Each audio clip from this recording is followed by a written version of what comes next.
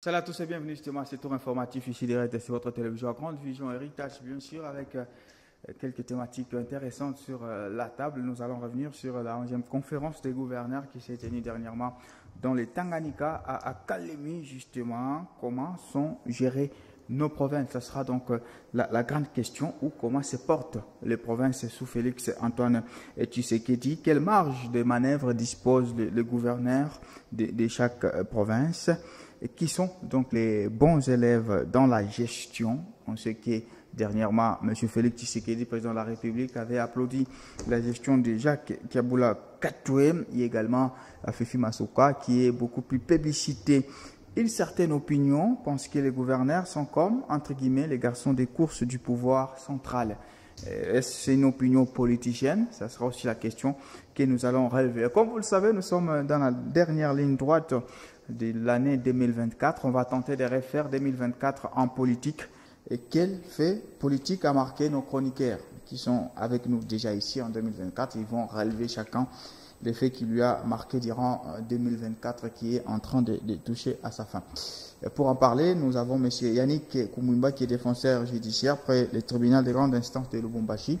Bonjour monsieur et bienvenue. Merci monsieur le journaliste. Allez. Leader des jeunes, défenseur du Katanga, M. Messi Kiaboukiwale, bonjour et bienvenue. Bonjour, je salue la régie, et tous les ingénieurs et tous les téléspectateurs de notre chaîne Héritage, sans oublier le peuple congolais et surtout en particulier tous les Katangais. Merci beaucoup. Allez, ici direct, c'est parti.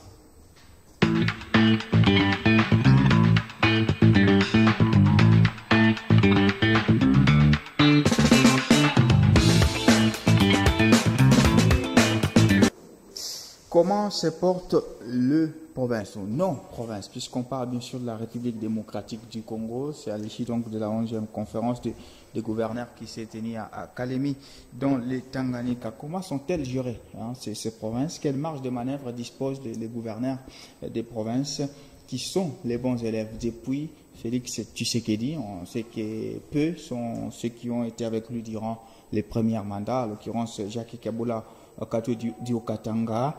Une certaine opinion pense que les gouverneurs sont, entre guillemets, comme des garçons de course du pouvoir central.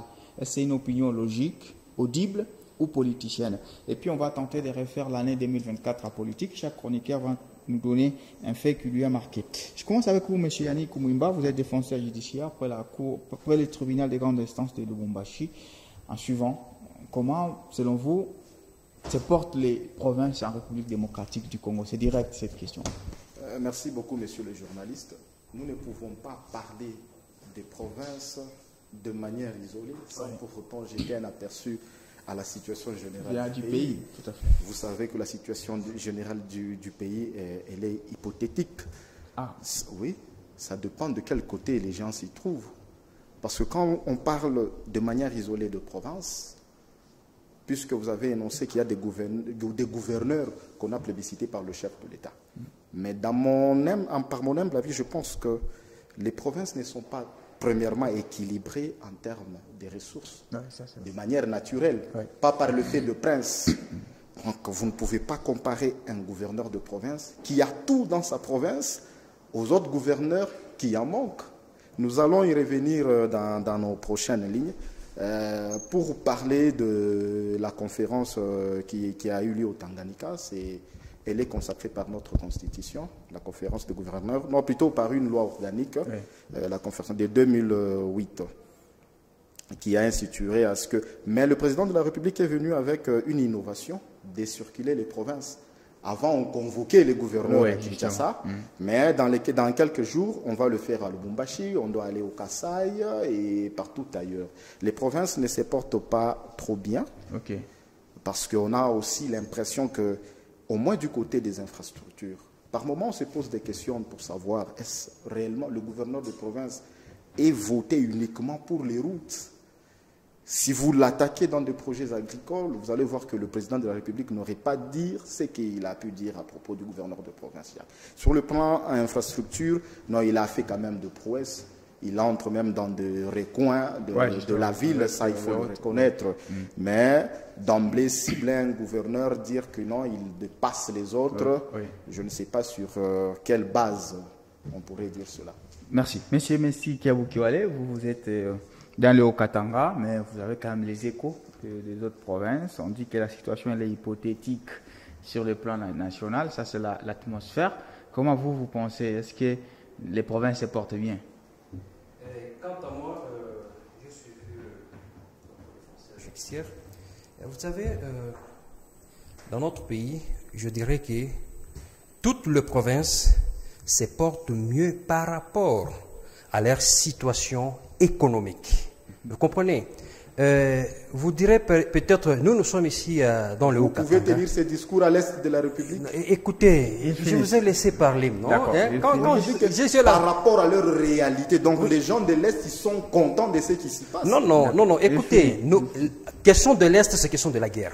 Et nous tous, nous ne dormons pas parce que l'est est occupé. Nous savons, nous tous. Hein?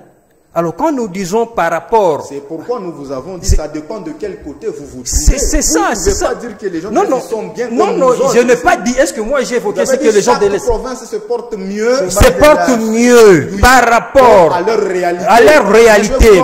Mais c'est ce que je dis. Parce qu'à l'Est là-bas, le chef de l'État ne dorme pas.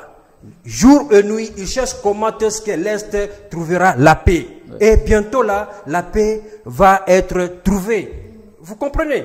Quand tu dis parce que peut-être vous collaborez avec ceux qui sont en train de nous occuper. Ça c'est une accusation. Oui. C'est une accusation gratuite. Non, parce que quand vous n'êtes pas sûr.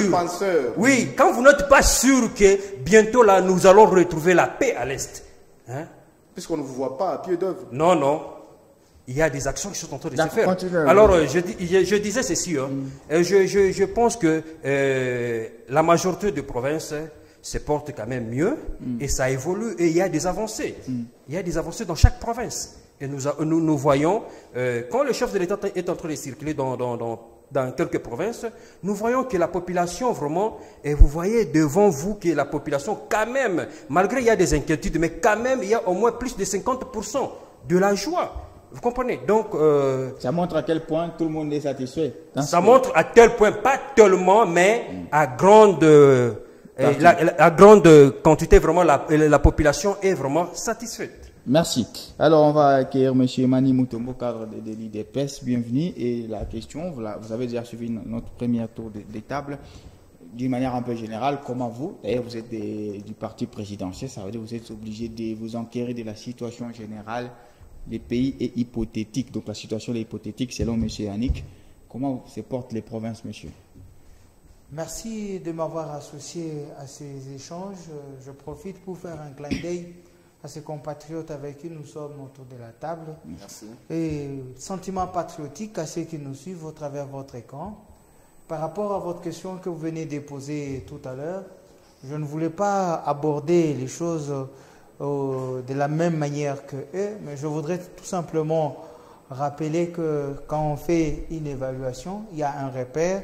S'il y a peut-être des compléments, c'est par rapport au point de départ. Vous savez, quand quelqu'un est à -7 et qu'il emmagasine 12 points, il ne sera pas à 15, mais il a que plus 5 par rapport à son repère. Oui. Donc si nous pouvons prendre le référence avant-hier et que nous voyons qu'il y a quand même une progression, la faute n'est pas à la raison attribuée à la marche, à la progression, mais nous devons d'abord nous réjouir de l'avancée et le reste c'est améliorer.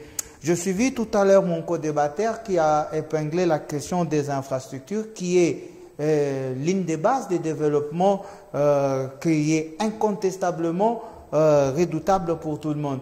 Je voudrais aussi lui rappeler tout à l'heure que si nous pouvons que nous référer d'abord où nous vivons, Jacques Kaboul a eu depuis son premier quinquennat remettre à plusieurs reprises les engrais chimiques pour arriver à booster à quelques mètres près l'avancée sur le plan agricole. C'est un pas. Les exemples sont légions, mais comme nous ne sommes pas là pour faire la redevabilité, nous éclairons quand même la lanterne avec ces quelques éléments. Donc, les avancées sont là, relatifs aussi au niveau où on a trouvé la gestion.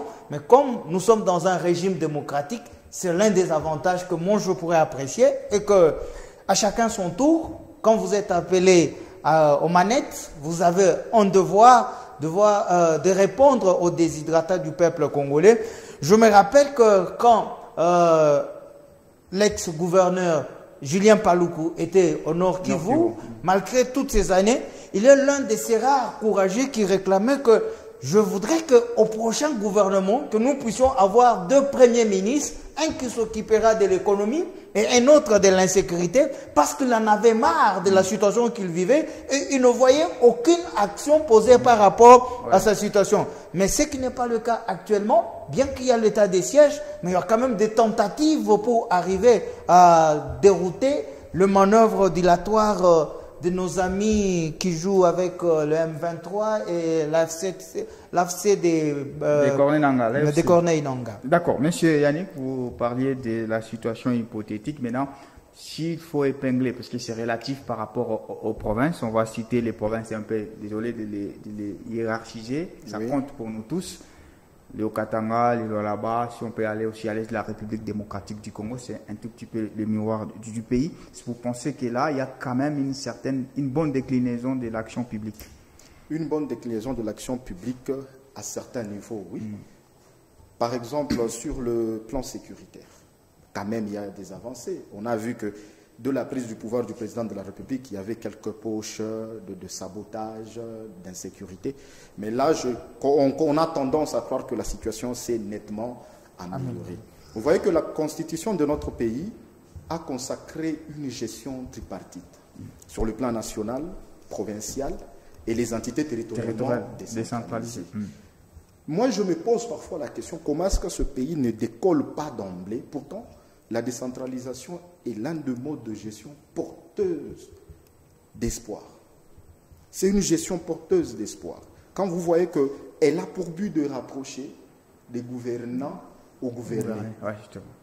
Mais vous allez vous en rendre compte que la Constitution a consacré sur son article 175 une retenue à la source qui devait nous avancer. Tous les 2 régimes qui se sont succédés, aucun d'entre eux n'est parvenu à doter des provinces de leur rétrocession. Il faut y tracer. Oui, même maintenant. Parce qu'il y a la première ministre a été interpellée là-dessus. Donc il faut s'y atteler.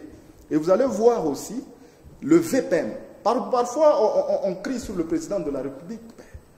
Parfois, on éclate des rires. Parce qu'on doit interpeller le gouvernement. C'est le VPM qui doit être rigoureux, premièrement, avec le... Celui de l'Intérieur. Oui, le ministre de l'Intérieur. C'est lui qui s'en charge de province. C'est lui qui gère les CTD.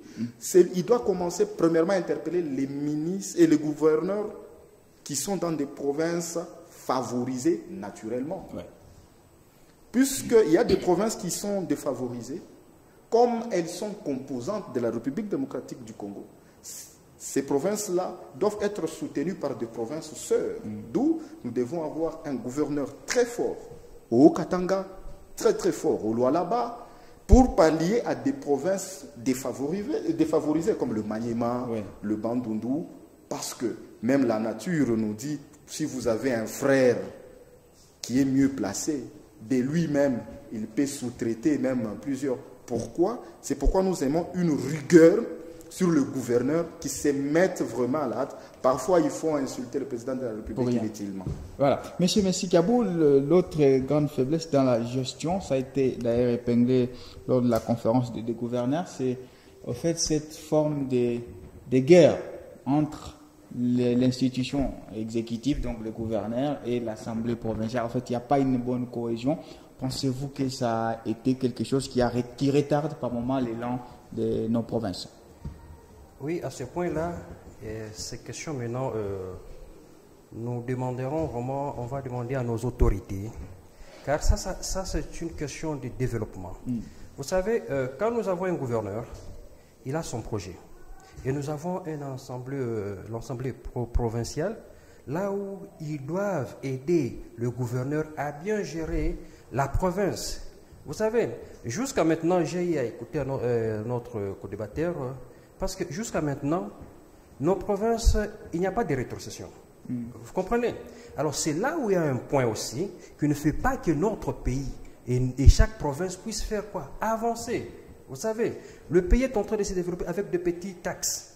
Vous comprenez? Alors si, en réalité, qu'il y ait un peu ce rigueur-là, vraiment, qui le gouvernement central puisse, de sorte rétrocéder. Rétrocéder cette rétrocession, de sorte que chaque province puisse se développer de sa manière par rapport à sa gestion et par rapport à son rentabilité. Vous comprenez? C'est ce qui pose un peu problème. Donc ce qui bloque les développements, ce qui bloque vraiment, moi je dirais que c'est la rétrocession. Effectivement. C'est la rétrocession. Est-ce que les gouverneurs sont bien outillés aussi? C'est une question. Ouais. Les gouverneurs sont-ils bien outillés pour gérer les provinces? Oui, très bien. Mais c'est une question de rétrocession. Vous comprenez? Si vous voyez vraiment la gestion de notre gouverneur Jacques Kaboula, vous voyez vraiment cette gestion. S'il en avait au moins une rétrocession, mais même une seule fois. On vous a dit qu'il a fait focus sur les routes. Mais c'est ça, c'est ça. Mais on n'aura que les routes. Non. Vous savez, même, il y a des avancées même dans l'agriculture. Allez-y voir là-bas chez moi à Kassenga. Aujourd'hui, les Kassenga, nous mangeons bio. Ah, c'est vrai. Oui, allez-y voir. Mais allez-y voir chez nous là-bas, tout est bio. Personne ne consomme pas le produit de la Zambie. Tous ceux qui viennent de la Zambie, ça passe et venir ici à Lubumbashi. Oui. Ouais. En réalité, tout le territoire de Kassenga consomme bio et naturel par rapport à la combativité de notre gouverneur. D'accord, merci. Monsieur Emani, la question de l'outillage des gouverneurs, est-ce qu'ils sont-ils bien outillés pour gérer ces entités-là, les gouverneurs, presque dans l'ensemble? Je voudrais bien rappeler ici que nous avons un avantage actuellement par le fait que la plupart de nos provinces ont à leur tête des gens avec qui la population ou les populations ont vécu avec longtemps. Vous avez par exemple la personne de notre gouverneur de la province, c'est quelqu'un qui est passé par plusieurs fonctions au sein du gouvernement avant d'être gouverneur de province. Faut pas oublier une chose, que avant que nous puissions arriver aux premières élections de 2006, il était prévu qu'après Saint-Site, qu'il y ait un certain nombre d'activités dans nos différentes provinces qui devaient être exécutées au niveau national pour que nous arrivions à démembrer. Mais parce que les politiciens, dans leur égoïsme, s'étaient endormis, nous avons hérité une situation de la scission des provinces qui était comme un règlement des comptes. Et au moment où il fallait mettre toute l'administration en danse, ça nous a causé un retard. Mais parce que vous faites allusion à la rétrocession, je voudrais ici que les uns et les autres reconnaissent que le niveau national rétrocède ce qui doivent aux provinces, mais pas dans le timing prévu, mais avec un retard. Mais c'est ça que aussi nos gouverneurs... la Constitution parle de la rétenue à la source. Nos gouvernants n'arrivent pas à répondre au moment où on leur donne. Qu'à cela ne tienne, ils ont aussi d'autres recettes qui sont à caractère purement provincial, sur lesquelles ils peuvent manœuvrer. Les acteurs qui animent les gouvernements provinciaux actuellement ont plus de chances. Pourquoi je dirais ainsi? Parce qu'ils profitent de la vision du président de la République de 145 territoires. Ils pouvaient facilement implémenter aussi. Mais c'est géré sur le plan national. C'est géré au niveau national. Mais je voudrais tout simplement dire qu'on a déjà ouvert pour eux une partie d'action qu'ils pouvaient ajouter. Et ça permettrait qu'il y ait une robotisation de la chose, et le développement de la République démocratique du Congo pouvait maintenant là être actionné par nos gouverneurs si seulement ils sont animés de ces sentiments patriotiques. Ou s'ils sont armés. C'est là où je parlais de la qualité. Le moyen, ils ne peuvent pas toujours les avoir en un seul jour. Il ne faut pas oublier que Rome n'a pas été développée en un siècle. Donc, ils ont un devoir de prendre conscience des attentes de la population. Vous avez vu, mon co-débatteur de gauche dit que actuellement Kassenga est en train de manger bio. Non, mais non, c'est à vérifier.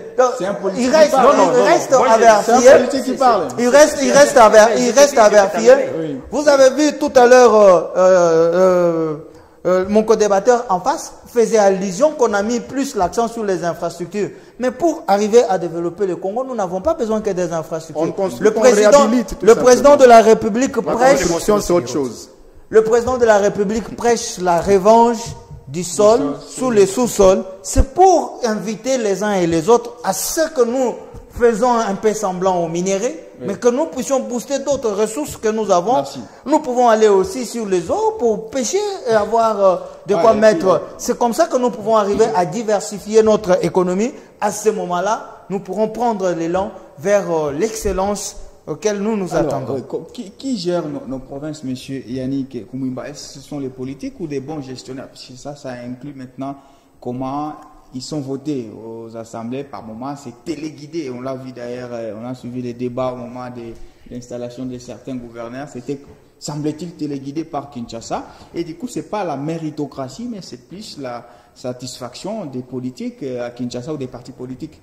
C'est pas ce qui affaiblit aussi cette gestion.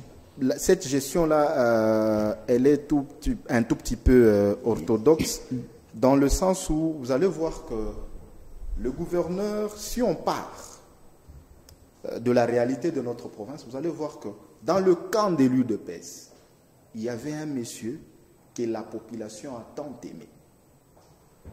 L'honorable Jean Dédié Molenda, pour les citer. C'est celui-là que les gens attendaient comme gouverneur. Mais il s'est fait que nous avons aussi des problèmes. C'est base de quoi vous dites ça? Parce que il est plébiscité, le maillot jaune partout. Il a été voté en tant que député, mais pas en tant que gouverneur. Mais il était même sur la liste des gens qu'on pouvait amener là-bas. Le gouverneur de province, on ne l'attendait pas à pied d'œuvre. C'est ces messieurs-là. Maintenant, il y a des réalités aussi. La géopolitique et la géostratégique. Ce sont des éléments qui sont entrés en compte, qui ont mis le candidat phare de l'UDPS à côté au bénéfice de l'actuel gouverneur. Vous parlez de l'UDPS comme si vous étiez quand même là. Bon, je suis un libre penseur. Il y a des choses que j'apprécie de l'UDPS. Je n'ai rien contre l'UDPS. Ça va, continue. C'est dans ce sens-là. Quand vous dites que le choix de politique, ça pose problème dans l'État. Avec l'avènement des alliances, les partis alliés à l'UDPS, qu'est-ce qu'ils font? Ils peuvent vous envoyer même un maillon faible parce qu'il a trop traîné dans le parti politique. Et on vous le présente comme ça, que c'est le monsieur qui va occuper le poste que vous leur avez proposé. Donc, dire que les gouverneurs, ils se sont distingués sur base de quoi? Puisqu'il y a de nouveaux gouverneurs qui n'ont jamais géré. Il n'y a pas que Jacques Kaboula. Le gouverneur de Kinshasa n'a jamais géré. Vous n'allez pas dire qu'il s'est distingué par rapport à sa gestion, non? Non, il faudra comprendre. Le président de la République, publicitant Jacques Kaboula, il a fait allusion à ses prédécesseurs. Qui d'autres, qui n'ont pas pu faire comme Jacques Kaboula, en faisant l'illustration faite au bâtiment. Alors il fallait être dans les contextes. Il fallait être dans les contextes. Vous et nous ne sommes pas dans la tête du chef de l'État. Non, il est du parti. Il a explicité. Mais ce n'est pas tout le monde de l'UDPS qui rapproche le chef de l'État. Lui-même, il sait pourquoi il a publicité Jacques Kaboula. C'est son secret. Il fallait prendre la suite de son discours. Il fallait prendre la suite de son discours. D'accord, oui, il est fini. Parlons de la méritocratie de gouverneurs. Moi, je trouve que les gouverneurs de province, ils tardent un peu le pas dans leur choix. Et aussi, ils sont butés à une difficulté. Le gouverneur de province, lui aussi, n'est pas libre pour choisir les animateurs. Il a des listes qu'il reçoit de la part des partis politiques. Et les partis politiques, ils envoient des gens sans pour autant même savoir quel poste ces gens-là vont occuper. C'est ce qui pose problème. Vous pouvez avoir quelqu'un qui pouvait vous faire un bon ministre des Sports, on vous le plante au budget. Vous aurez des ennuis. Et le pays ne va pas avancer avec des choses. Partons de leur élection. Je reviens dans l'idée du chef de l'État de procéder à une nomination. Ça serait un peu beaucoup plus rapide. Bientôt, on va procéder aux suggestions. C'est la dernière question, on va prendre des suggestions. Monsieur Messi Kabo. Alors, il y a une certaine opinion qui pense que les gouverneurs, et ça a été beaucoup dit par surtout Martin Fayulu, que les gouverneurs sont comme entre guillemets, les garçons des courses. Ils ne font rien presque, ils obéissent toujours à Kinshasa et surtout au pouvoir en place. Est-ce que c'est un discours logique ou un discours politicien? Bon, c'est un discours politicien, vraiment. Vous savez, avec l'opposition, ils cherchent toujours par quel moyen dérouter la population. Non, on les voit, parce que même sur les projets de révision constitutionnelle, je crois tous étaient d'accord, mais cette unanimité-là n'est pas un problème. Écoutez. Vous savez, sur la question du changement, j'ai toujours parlé du changement de la Constitution. Vous savez, quand le chef parle, et quand vous êtes à côté du chef, avant qu'il puisse parler à la population, il arrive d'abord à convaincre tous ses camarades politiques, les collaborateurs, oui. Tous ses collaborateurs. De sorte que, à travers ces collaborateurs, la majorité de ces collaborateurs puissent vraiment lui accorder et le soutenir. Vous comprenez? C'est dans ce sens-là. Et pour dire que les gouverneurs sont comme des garçons de course du pouvoir de Kinshasa, moi je dirais non. Vous savez, chaque gouverneur a un programme et un projet. Comment ça fait-il qu'un gouverneur peut aller en dehors ou au-delà de ses projets? Et faire ce qui n'est pas sur la liste. Quand Kinshasa appelle, il tremble. C'est ce non. C'est ce que ça veut dire. S'il y a un peu des antécédents, quand Kinshasa appelle, peut-être c'est pour mettre quelques points sur le Z, quelques barres sur le T. Vous comprenez? Parce que nous savons nous tous. Vous savez, quand on gère, parfois, il y a chaque fois des turbulences. Mais quand la hiérarchie constate, vous connaissez, c'est de la politique. Quand la hiérarchie constate, il doit de sorte que appeler la personne, lui donner des directives, de sorte que la province ne puisse pas sombrer ou bien reculer. Vous comprenez? C'est de cette façon. Non pas dire que les gouverneurs sont des garçons de course du pouvoir de Kinshasa. Non. Vous comprenez? Ils sont là pour travailler pour la population et pour avancer les idées des chefs de l'État et mettre en pratique et réaliser surtout la pensée du chef de l'État. Merci. C'est ça. Monsieur Emmanuel Mutombo, les gouverneurs, garçons des courses du pouvoir en place, puisqu'aujourd'hui, on sait, il y a ceux qui ont été choisis par l'IDPS. Est-ce qu'ils peuvent aller à l'encontre de cette ligne directive de l'IDPS aujourd'hui au nom et pour l'intérêt de sa juridiction? Il ne faut pas dire qu'ils vont aller à l'encontre de l'IDPS parce que l'IDPS ne vient pas imprimer une pensée purement politique, mais l'IDPS vient pour répondre au déshydratage du peuple congolais. Oui. Alors, le discours de Martin Fayoulou, c'est un discours purement fantasmagorique par le fait qu'il oublie que les gouverneurs sont à la suite du président de la République. Ils sont le représentant du président de la République dans leurs entités respectives. Je voudrais ici vous rappeler qu'aujourd'hui, ceux qui chantent que les gouverneurs sont les garçons de course, hier, ce même gouverneur avait autant de commissaires autour d'eux. Nous n'avons vu aucun d'eux s'élever pour présenter une motion, par exemple, dire qu'ils ont tripartité la Constitution, ils sont en dehors des dispositions constitutionnelles. Mais voilà qu'avec l'IDPS, au moins, on arrive à supprimer cette question des commissaires et que nous puissions rentrer dans les dispositions qui sont légales parce que les autres en profitaient pour faire la gabegie financière. Je voudrais ici vous rappeler également que ces gouverneurs ont été désignés avec un programme qui a été dérivé sur le programme du président de la République. Mais comment vous voulez que les gens qui partagent la même vision et que vous estimez que quand ils les répondent pour question d'harmonie, ils deviennent des garçons de course? Non, ça c'est une mauvaise façon de voir les choses. Parce que vous avez fait allusion à l'arrivée ou à l'élection des gouverneurs, mais c'est aussi un mode d'accès que le président de la République est en train de décrier et qu'il veut à tout prix qu'on lui donne l'occasion à ce que ce mode d'accès... Qu'est-ce qu'il faut pour rendre encore cette action maintenant au niveau des provinces plus efficace? On commence pour conclure. Puis on pour rendre, comme c'est le peuple qui est le premier bénéficiaire et qui est lui-même le souverain, il faudra que nous puissions aller à une élection au suffrage qui est universel. Ça permettra que nous ne puissions pas avoir des gouverneurs qui viennent de la bourgeoisie comprador, qui utilisent de leurs moyens au moment où ils sont au pouvoir pour arriver à prendre certains en otage. Mais le président parle qui lui choisissent là. Oui, mais c'est une des possibilités. On peut aller au suffrage direct où le président désigne ce vrai représentant qui, au moment où il remarque qu'il ne répond pas aux assignations faites, à ce moment-là, il peut décider de le remplacer par quelqu'un d'autre. Parce que le manœuvre actuel ne lui permet pas de faire déchoir un gouverneur. Vous voyez? Alors, il ne fait que jouer au garant de la nation, mettre de l'eau dans l'eau particulièrement dans le vin de nos amis députés qui, à des moments, font des comptes à rendre au gouverneur parce qu'on ne lui a pas rendu tel service. Il peut se permettre de ficeler une motion et pour qu'un gouverneur soit démis. C'est à ça que le président de la République, alors, pour ceux qui ne veulent pas voir que les provinces prennent de l'envol, il les considère à leur appréciation. Merci. Monsieur Yannick, comment on fait pour rendre encore, parce que vous avez dit que tout n'est pas rose, ça dépend des provinces, mais pour être honnête, c'est que la plupart des provinces sont, ce que vous avez parlé de la situation hypothétique, comment rendre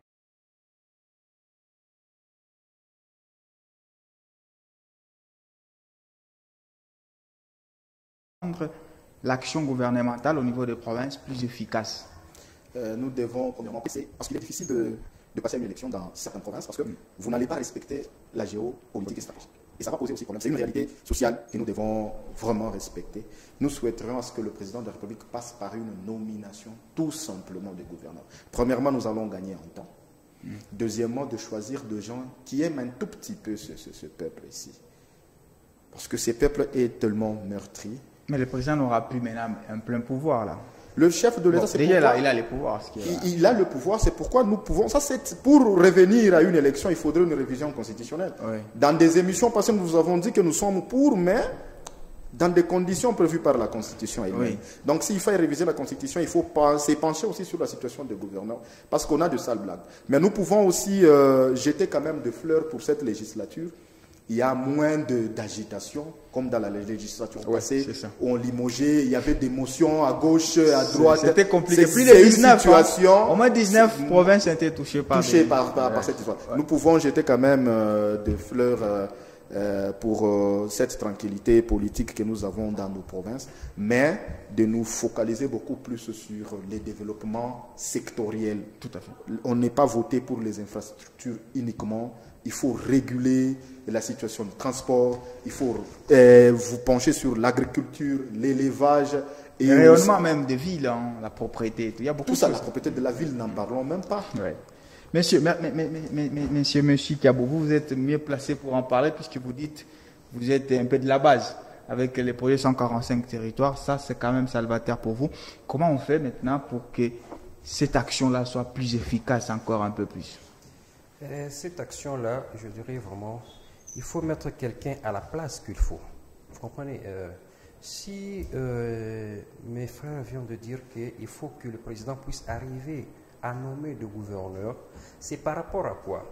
Parce que les gens pensent que s'il y a des gouverneurs qui sont votés, peut-être il y a eu des pots de vin, mais je ne pense pas vraiment dans cette majorité de gouverneurs qu'il y a eu des pots de vin ou bien qu'il y a eu des positions. Il y a lors des élections des gouverneurs et des sénateurs, la corruption des gouverneurs, il y a eu beaucoup de plaintes, même des ONG qui dénonçaient cela. Et vous savez, c'est ce que je disais et c'est ce que je voulais un peu dire. Vous savez, il y a ce qu'on peut, on peut dire que si quelqu'un il a demandé quelque chose et qu'il n'est pas servi, il va faire véhiculer un mauvais message. Vous comprenez? Pour nuire quelqu'un ou bien pour nuire la situation. Vous comprenez? C'est ce qui s'est passé avec des ONG et d'autres personnes. Vous savez, ils ont cherché par le moment où il y a des élections, ils sont allés pour demander de l'argent. De sorte que, quand il va te faire peur que non, si tu ne me donnes pas de l'argent, sache que je vais vraiment nuire ta candidature ou bien je vais parler du mal de ta candidature. Vous comprenez? C'est ce qui s'est passé. Nous connaissons des gens qui attendent le moment propice vraiment pour faire chantage. Vous comprenez? C'est ce qui s'est passé. C'est ce que la population ne comprend pas. Vous comprenez? Alors, pour chaque gérance et pour le développement, comme mes co-débatteurs viennent de dire, nous devons vraiment demander que nous puissions changer cette constitution, de sorte que le chef de l'État puisse avoir le plein pouvoir de nommer et de révoquer le gouverneur. Okay. Vous comprenez?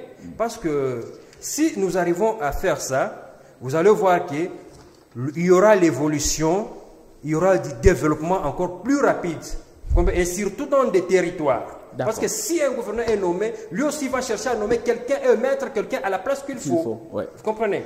Il n'y aura pas de recommandations. D'accord.